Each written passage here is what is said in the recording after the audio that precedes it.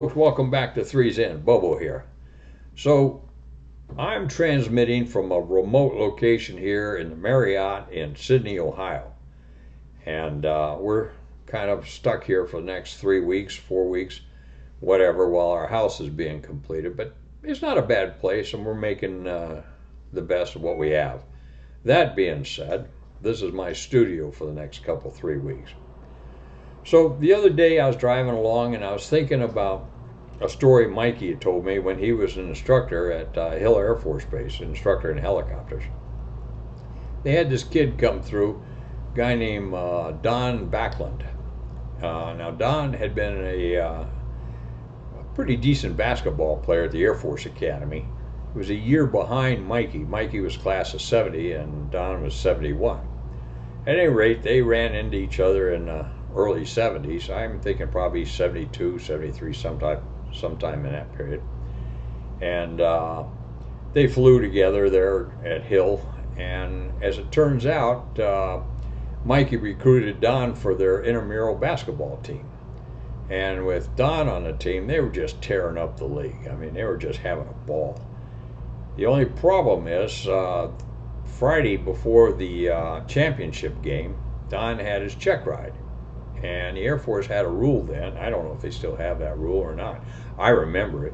Once you complete a course, you had 24 hours to pack your grip and get out of town.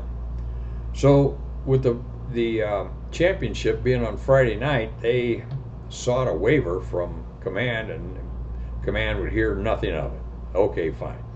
So Don goes out and takes his check ride, and Mikey hooks him on publications. Now, of all things, publications, give me a break.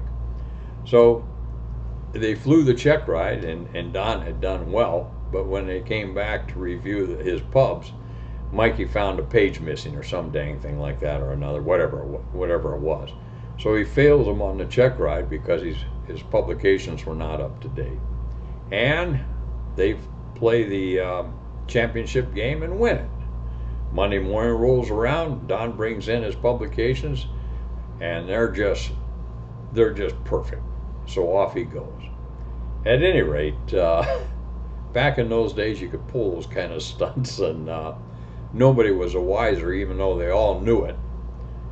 I love stories like that. At any rate, Don then went on to distinguish himself at the Mayaguez incident. He was awarded the Silver Star for heroism during that time. Quite an interesting citation if you care to take the time. It's easily found on the internet.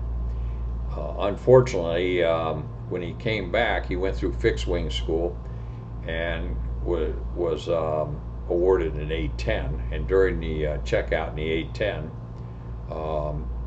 he had an accident and was killed during training. Just kind of a sad ending, but from what Mikey said, he was quite a guy, and I just thought I'd take a minute and share that story with you this evening. So that being said, this is Bobo Base Gear. Stop.